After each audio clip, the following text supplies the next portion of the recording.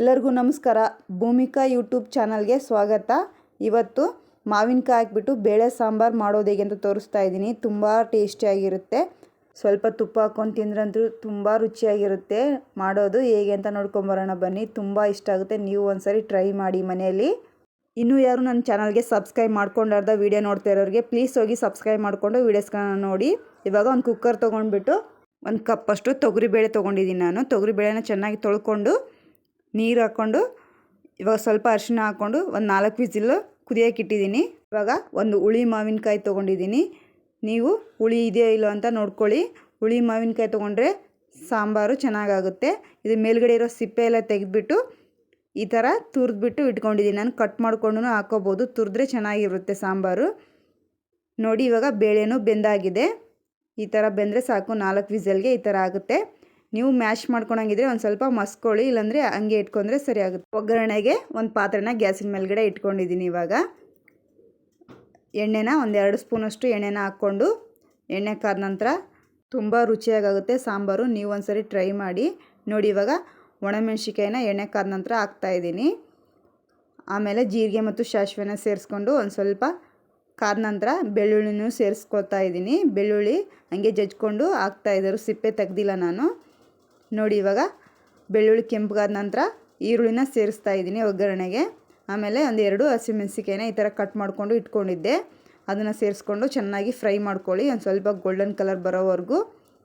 ಈರುಳ್ಳಿ ಕೂಡ ಚಿಕ್ಕದಾಗಿ ಕಟ್ ಮಾಡ್ಕೊಂಡು ಇಟ್ಕೊಂಡಿದ್ದೆ ನಾನು. ನೀವು ಉದ್ದುದ್ದನ್ನು ಕಟ್ ಮಾಡ್ಕೊಂಡು ಹಾಕೋಬೋದು.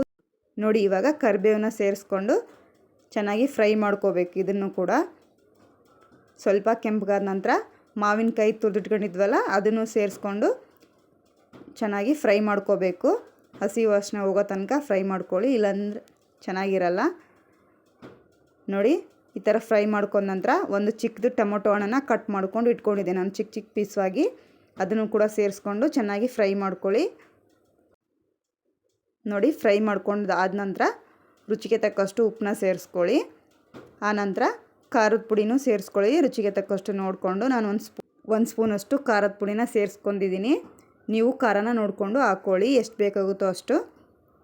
ನೋಡಿ ಇವಾಗ ಚೆನ್ನಾಗಿ ಇದನ್ನು ಮಿಕ್ಸ್ ಮಾಡ್ಕೊಳ್ಳಿ. ನೋಡಿ ಇವಾಗ ಎಲ್ಲ ಫ್ರೈ ಆಗಿದೆ. ಯಾವುದೂ ಮಸಾಲ ಹಾಕೇ ಇಲ್ಲ ನಾನು. ತುಂಬ ರುಚಿಯಾಗಿತ್ತು ಸಾರು ಮಾತ್ರ. ನೋಡಿ ಇವಾಗ ಬೇಳೆನ ಬೇಯಿಸಿಟ್ಕೊಂಡಿದ್ವಲ್ಲ ಅದನ್ನು ಸೇರಿಸ್ಕೊತಾ ಇದ್ದೀನಿ. ಇವಾಗ ಅರಿಶಿನ ನಾವು ಮುಂಚೆ ಬೇಳೆಗೆ ಹಾಕಿ ಬೇಯಿಸ್ಕೊಂಡಿದ್ವಲ್ಲ ಅದಕ್ಕೋಸ್ಕರ ನಾನು ಹಾಕ್ಕೊಂಡಿಲ್ಲ. ನೋಡಿ ಇವಾಗ ಈ ಥರ ಆಗಿದೆ. ನೀರು ನಿಮಗೆ ಎಷ್ಟು ಬೇಕಾಗುತ್ತೋ ಅಷ್ಟು ನೀರು ನೋಡಿಕೊಂಡು ಹಾಕ್ಕೊಳ್ಳಿ. ನಾನು 1 ಗ್ಲಾಸಷ್ಟು ನೀರು ಸೇರಿಸ್ಕೊಂಡಿದ್ದೀನಿ. ನೀವು ಎಷ್ಟು ಕ್ವಾಂಟಿಟಿಯಲ್ಲಿ ಮಾಡ್ತಿದ್ದೀರೋ ಅಷ್ಟು ನೋಡಿಕೊಂಡು ಹಾಕ್ಕೊಳ್ಳಿ.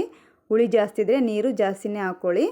ನೋಡಿ ಇವಾಗ ಸಾಂಬಾರನ್ನ ಒಂದು 5 ನಿಮಿಷ ಕುದಿಯೋದಕ್ಕೆ ಬಿಟ್ಬಿಡೋಣ. ನೋಡಿ ಇವಾಗ ಈ ಥರ ಕುದಿಬೇಕು ಸಾಂಬಾರು. ಚೆನ್ನಾಗಿ ಕುದ್ರೆ ಟೇಸ್ಟ್ ಚೆನ್ನಾಗಿ ಬರುತ್ತೆ.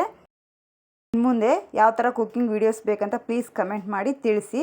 ನೋಡಿ ಬಿಸಿ ಬಿಸಿ ಅನ್ನಕ್ಕೆ ಒಂದು 2 ಸ್ಪೂನು ತುಪ್ಪ ಹಾಕ್ಕೊಂಡು ಸಾಂಬಾರು ಹಾಕ್ಕೊಂಡು ತಿಂತಾಯಿದ್ರೆ ತುಂಬ ಟೇಸ್ಟಿಯಾಗಿರುತ್ತೆ. ನೀವು ಒಂದ್ಸರಿ ಟ್ರೈ ಮಾಡಿ ಕಮೆಂಟ್ ಮಾಡಿ ತಿಳಿಸಿ. ಪ್ಲೀಸ್ ಸಬ್ಸ್ಕ್ರೈಬ್ ಮಾಡಿಕೊಂಡು ವೀಡಿಯೋಸ್ಗಳನ್ನ ನೋಡಿ. ನೋಡಿದವರಿಗೆಲ್ಲರಿಗೂ ಧನ್ಯವಾದಗಳು.